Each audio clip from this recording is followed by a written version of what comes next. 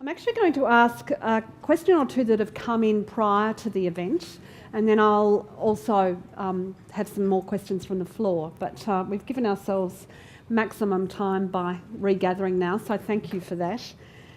And a couple of questions that came in early are quite frequent in this kind of environment and are probably worth fielding. This is a two-part question that basically says, do you think there are any dangers in promoting similarities in religious beliefs? And any dangers in promoting the differences? So, yeah. Adel, you're shaking your head now. Here's the microphone. Beautiful. Do you know how to turn it on? How's that? Test it, yeah? Yes. Great. Okay. Can you hear me? Yes. That's a very interesting question. Are there any dangers in promoting similarity? I guess the assumption is that by promoting similarity, there's a danger that people may leave the faith tradition, because or just say, oh, they're all the same. They're all the same anyway, and so why bother? Yeah. Oh, okay, that's interesting.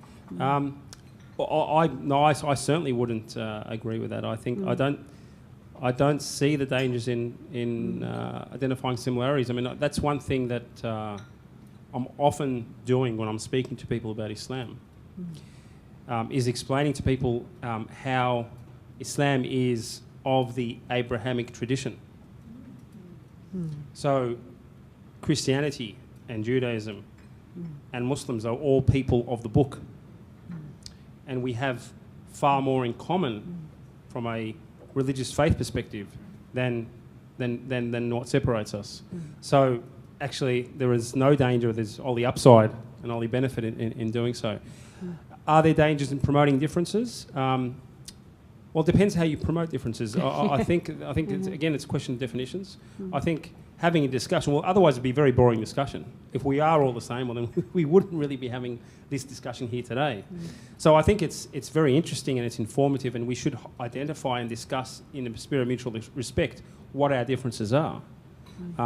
But that's very different to forcing upon others those differences or ridiculing the differences or the views held by others. And that's something that we should absolutely avoid, and we should not accept or tolerate. Belinda.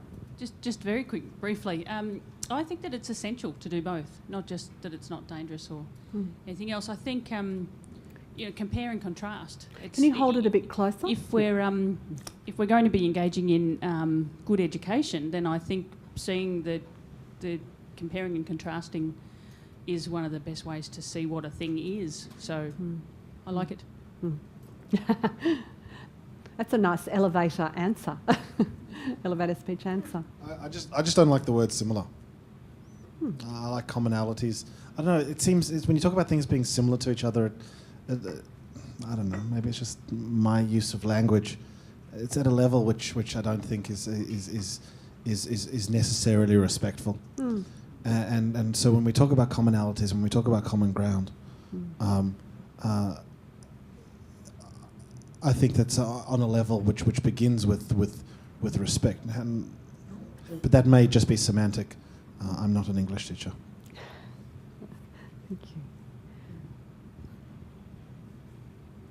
I think it's important to perhaps remind students that all of the major world traditions and spiritualities did start with experience, and that in each tradition there is the mystical tradition, and that I can't speak for what is taught in schools in the religious classes, but there are the 4 levels that I know about: the literal and the moral, and the allegorical and the spiritual.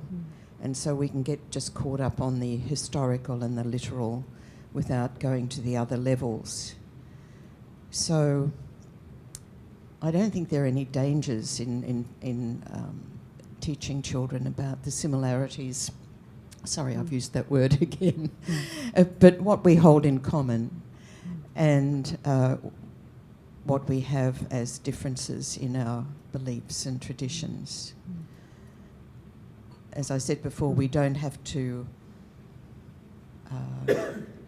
accept or agree with the differences, but we can respect them because we're all coming from different angles and perceptions. I'm not sure who it was when I was speaking on the phone to people, or in fact if it was any of you, but someone made the comment that often the hardest differences to be with are the differences within your own tradition rather than across traditions. It's kind of like the family argument, really, isn't it? People take up those predictable roles. Was you? I think it could have been any one of us. Yes. I don't really need two microphones, do I? I'm getting myself confused here. Okay, I'm going to ask one more question that's come in, and then I know we've got a couple of people, at least a minimum of a couple of people ready to go with questions, and hopefully there'll be time for more as well. But this is an interesting one. With the social media and instant technologies and its influences, are we striving for an entertaining style of faith?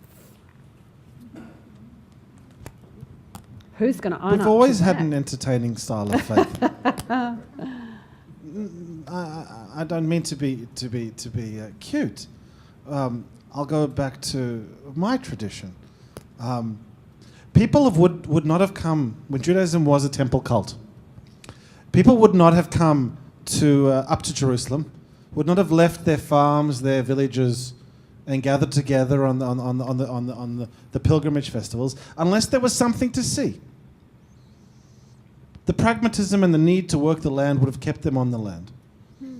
And so the priests of the temple, as it was then when Judaism was a temple cult, knew that they had to put on a show. They didn't dress the high priest in all those clothes because it was comfortable. But no, they did it because people wanted to see something. And that is recognition and respect of the very human nature of us all. And if people don't feel engaged, it's very hard for them to find meaning. And they don't always have to be entertained, but they need to be engaged. And the experience needs to reflect the very best feelings that they have in any aspect of their life. So it has to have a bit of that roller coaster to it. Bring them along on a story like a good book or a good film. That's the way it's always been. Perhaps we took a break from that during a period of time when the world was described as being dark.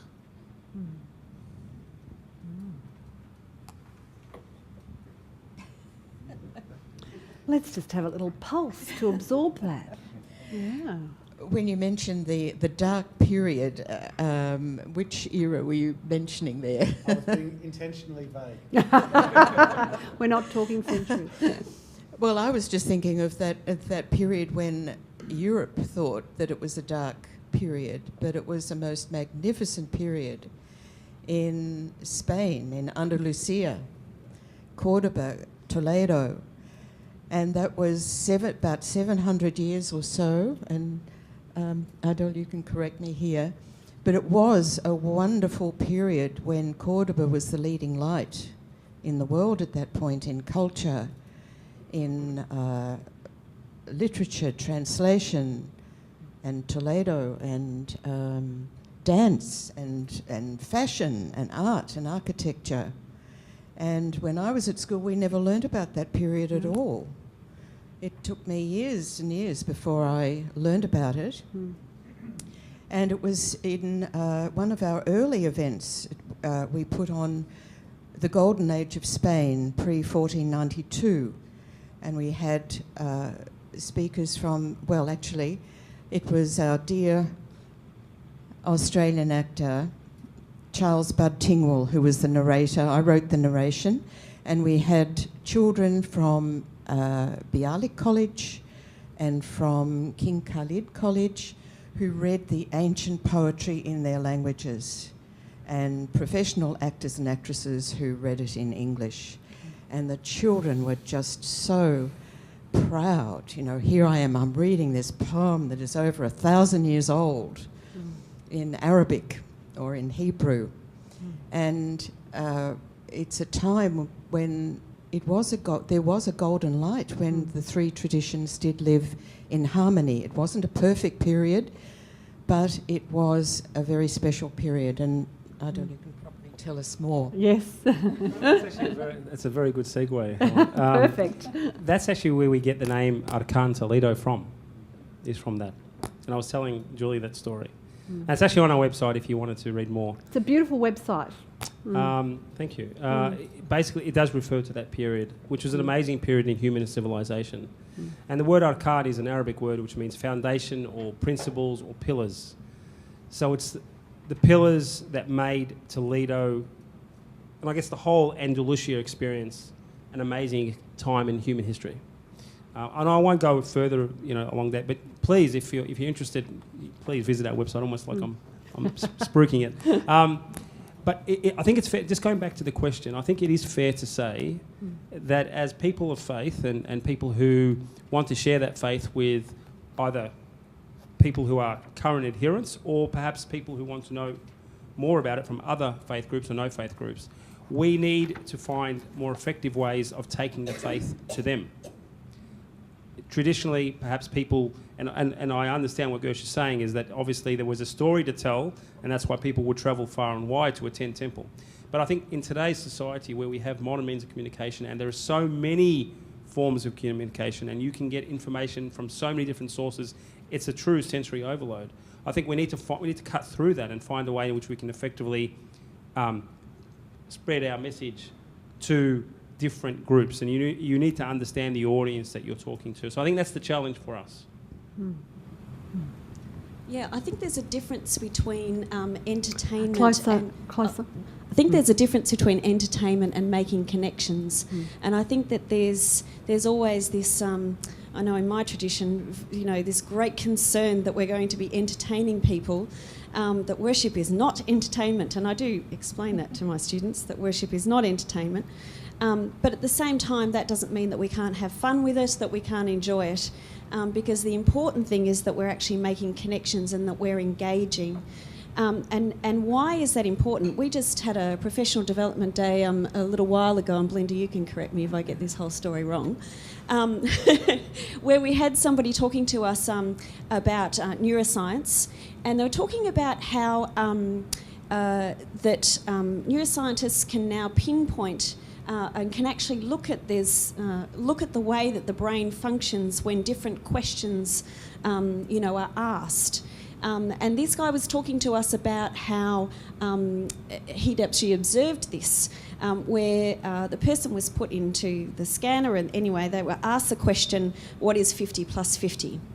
And when the question was asked, they could see this tiny little pinprick of light in the actual location of the brain where the person was processing that question. And the guy went, "Wow, that was..." And we were all sitting there going, "Wow, that's fantastic, it's amazing." And the scientist said to the man, "Wait till you see this." And he's asked the question, "What is 50 chocolate bars plus 50 chocolate bars?" And there was this whole, like this electrical currents going off in this person's brain, lights going on everywhere. And what he was saying to us as educators was the importance of actually making those connections. Of course, at the end of the day, what do we want to know is, can this student add 50 plus 50? But in order for us to really engage the whole brain and engage the whole process, we need to find a way of making that connection.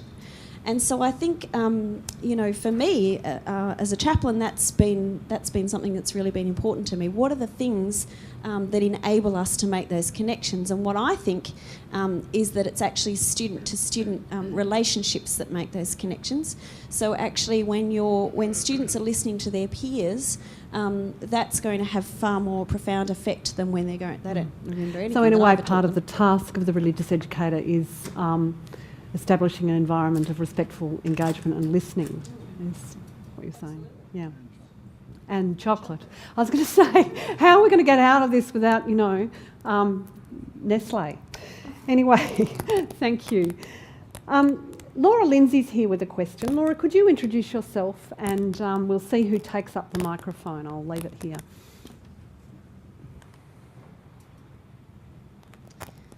Good afternoon, everyone.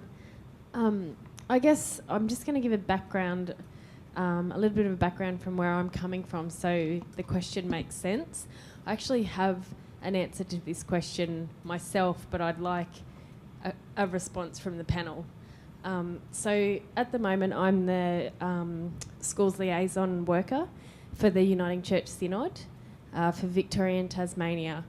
Prior to this, I've been in public school chaplaincy in New South Wales for 3 years and taught for 5 years in the high schools and primary schools, what we call special religious education. So my question, I guess I started writing a thesis on this as well. So it's a question that constantly weighs in my mind, and I see it as something that really needs to be looked at further. As somebody that was going into the schools, initially with probably no training to go and teach, it used to concern me that somebody like myself with no training at the time and have since gone and done some training can go in and teach in the public schools and teach Christian scripture in the public school setting. This is in New South Wales. This is in New South Wales, yes, but I'm trying to catch up with Victoria. Sure. What used to concern me was that different schools would have a different... You would know straight away if the school really wanted you to be teaching that or not, and with different teachers, how that engagement happened. So I guess one of the concerns that I have is, I'm not sure if it's the same down in Victoria, but the role of special religious education, that's what it's called in New South Wales, in public schools, and just what your thoughts are on how it's going and the people that are selected to teach and what's being taught, and just across the board, I guess, coming from just a Christian point of view and having that struggle myself when I have young minds who are just questioning everything and they'd like to know everything. So how relevant it is to just go in and teach from one perspective. And I have my own ideas on it, but I'd like to hear... and Laura, do you mind if I read the question you sent in, which is... what do you... And I'm also aware that there's at least one CRE teacher in the audience who might also want to respond. I can't see her at the moment, but I saw her at afternoon tea. What do you think the relevance of religious education is in public schools? And in what ways should the content differ from the religious education curriculum taught in schools that identify with a particular religious or faith denomination? So we're kind of drawing a separation here between the independent schools that come with a faith tradition and what is the place of teaching religious education in the secular system. Adel, you're probably the obvious person to begin on this, given your role with SRI. That's a good question. Bit louder or closer? Yeah. Sorry. It's a very good question, and it is a challenge, and it has been a challenge in Victoria for a couple of years. I think most of you would be aware of the case before VCAT that was raised by a group of concerned parents. It was actually a case against the Department of Education, and it was fundamentally aimed at taking religious instruction. In Victoria, it's referred to as special religious instruction, same as SRE in New South Wales, out of school hours. Now that case didn't go the way that the concerned group of parents, FIRIS, were hoping, and so we haven't had a change. But I think there has been a couple of subtle changes in the last year and a half or 2 years, and one which I think is very important is that it's become an opt-in rather than an opt-out system. Previously, if parents did not specifically say that they don't want their children to attend religious instruction, and predominantly that was Christian religious instruction, then the children would attend. Now the parents have to actually specifically request, and if they don't, then the children are given other activities to do. Is there a place for religious instruction in schools? Well, given the fact that I'm involved, my answer probably, not surprising, would be yes. But I think there's also a place for comparative religion and education in religion and about different religions and about the religious perspective. And I think both are required in our public schools. I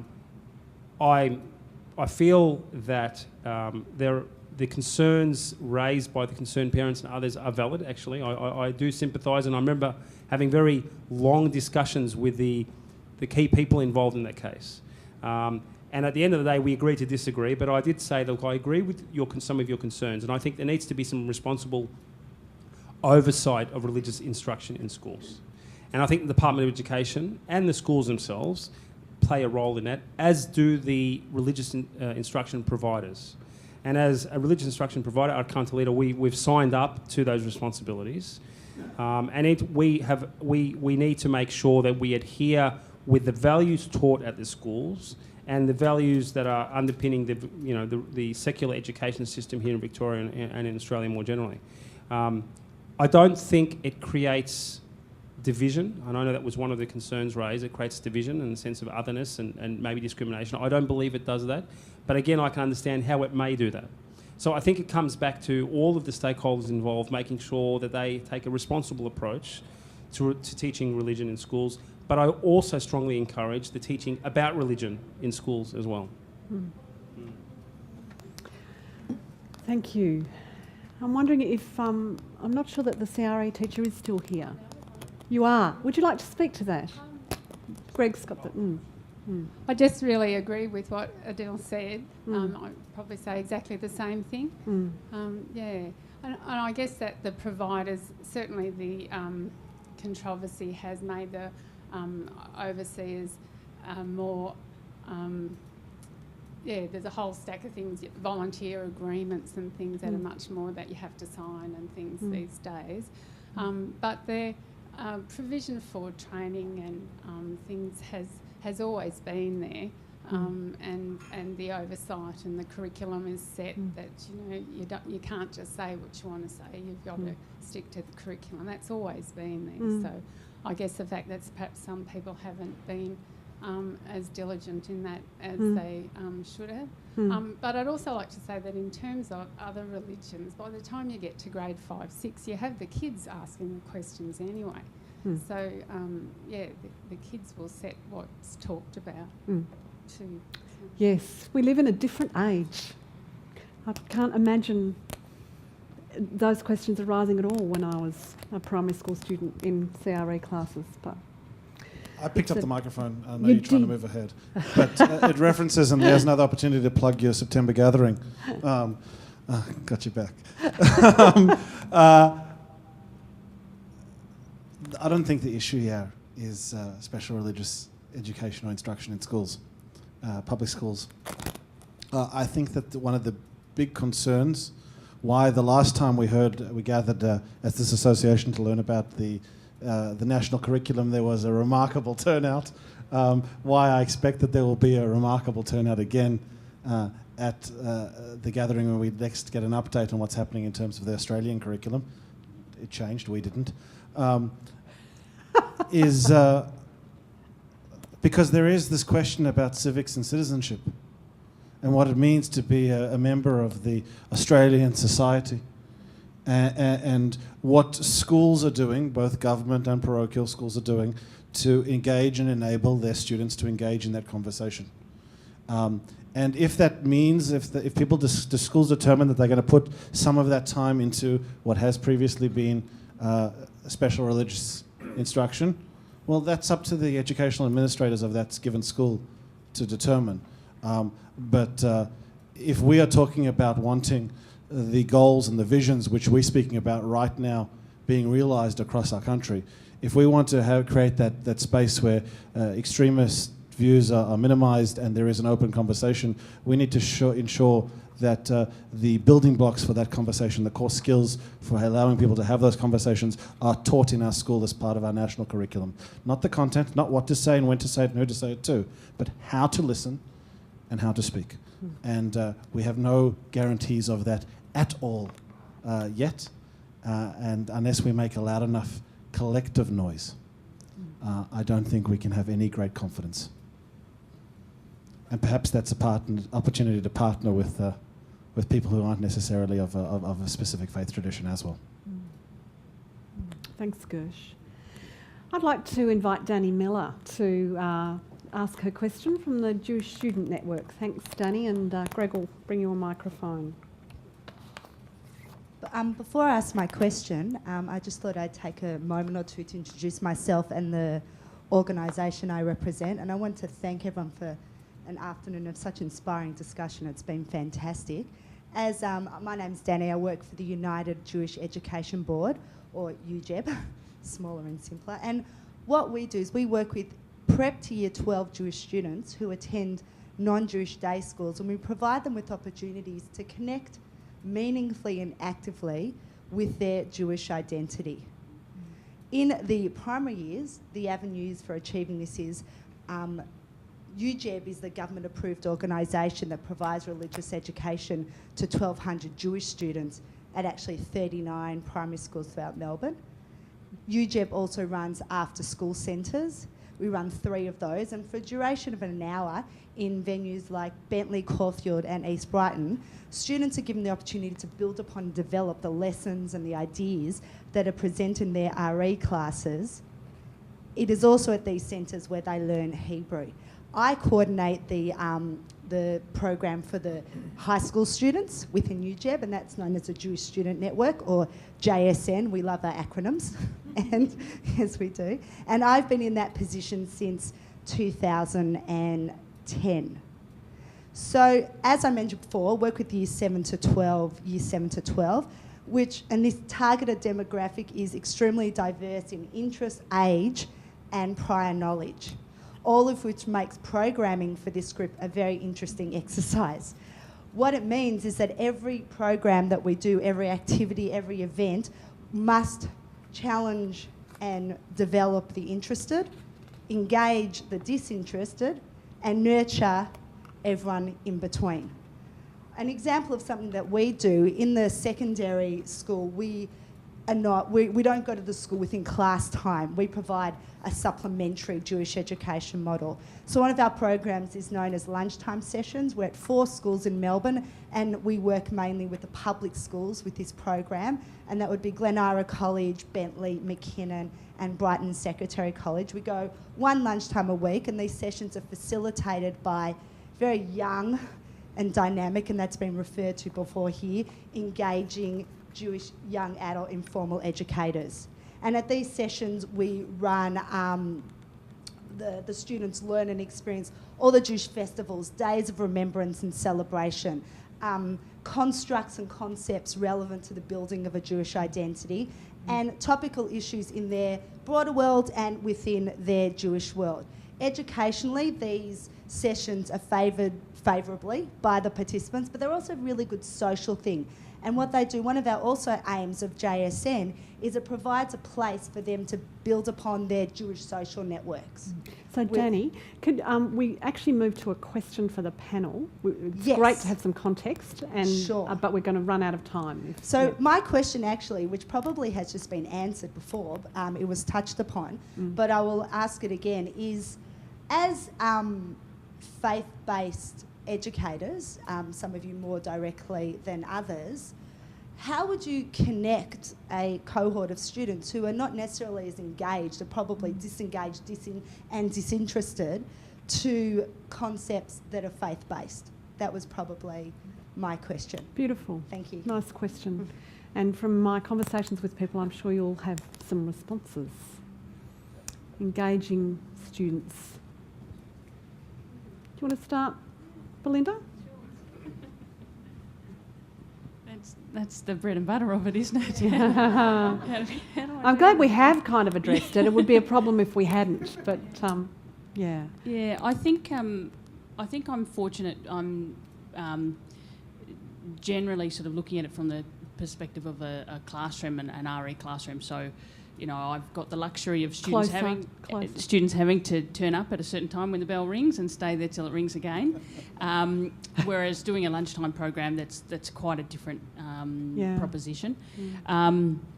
I think even though in the classroom, one thing that is interesting, and this is a little bit of an aside, but thinking about students who are not necessarily attending a school in their own faith tradition, whether it be a state school or a different independent school that's not of their own faith tradition, I'm constantly amazed when we do, because I have the opportunity to sort of broadly touch on a number of world religions.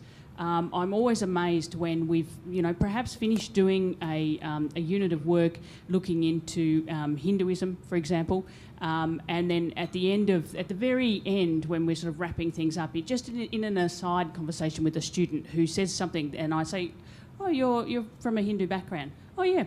And there's been no indication of that, or no, you know, sharing of that information in the middle of the discussion that we've had. So I think it's quite difficult to help students when they're sort of not necessarily on their own platform to feel confident to be able to share their own story. So looking for opportunities to get to know the students better, I see it as my responsibility to try and find those opportunities to bring their stories out if they're comfortable to share them. I think utilising their own stories, and you know, mentioned before about how the students are much more engaged one to another, then that can actually help to bring about a bit more engagement. Now I'm going to have to seize this microphone because the time. How did this happen? It's nearly 4:30. Am I right? And am I doing the right thing in kind of saying we need to be in the wrap-up phase? Sorry? Yes, Grant's here, and I'm going to hand him the microphone in a sec, but there's just one thing to say. And this is to quote a Muslim poet who was introduced to me in Cape Town, which is Gersh's place of birth.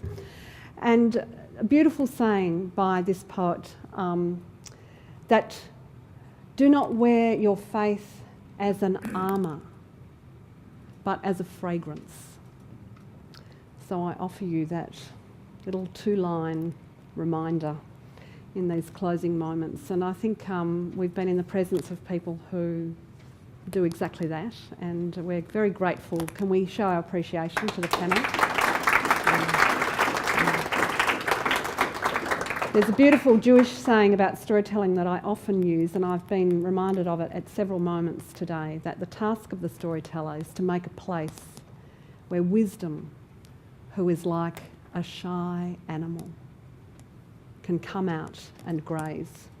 So I wish you all well in creating that place in the educational spaces that you work in, and in the challenges of that and the joys of it. And Grant is going to wrap up for us, but thank you for your beautiful attention, and sorry for the questions we didn't get to. I know there was one, Laurie, that you had. Maybe we'll do a mock-up and when people have gone. Thank you. Yeah, thanks, thank Grant. you, Jill. Could we express our gratitude to Julie too for the My sense is that there's a significant level of gratitude within the room for an opportunity that has been provided for you to engage in a conversation such as this afternoon. And I'm greatly encouraged by that, speaking with AARE Vic hat on, and encouraged to the point where I think it's probably something that we should perhaps pursue and set up another opportunity at some point in the future, perhaps at the conference as well. We can give that some thought too. Equally, I'm sensing a deep sense of gratitude within the room for the involvement of the panellists up here.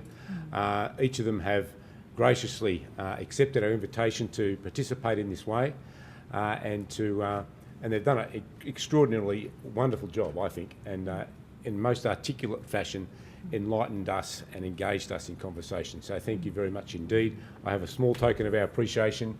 If you could just take the top envelope and pass it on there, Helen. The one with your name on. That's very well organised. Could we thank our panellists again? Thank you. And thank you once more to our gracious host, Genizano, and to Lila over here. Lila has just whispered in my ear that there's no need to rush off. If you feel as though there's plenty of afternoon tea left over there, the urn's still hot. If you would like to hang around for a while, please do so and engage in informal conversation. I don't know if any of the panel are happy to stay around for a little while, but if you are, you might be able to engage them one-on-one as well. Brian is holding up. Can I just grab that, Brian, from you? This is the next of our events that the AARE is putting together. This is a retreat. We held a retreat for RE teachers and RE heads of department and chaplains last year for the first time, and those that attended were greatly encouraged by that experience, so much so that we thought it would be a good idea to offer that experience again. If you haven't got one of these leaflets, there's some on the table as you leave. Please take one. Take more than one. Pass them on to people in your context, and hopefully you'll feel that you'll be able to come along and share in what I hope will be a great opportunity for you just to reflect with one another about your experience as an RE teacher or a chaplain or a head of department, and just spend some quiet time in a setting that is really conducive to just that, spending some quiet time reflecting on your role, on your faith tradition, and on your practice as an RE practitioner. So thank you very much to everyone concerned. Thank you indeed. Thank you.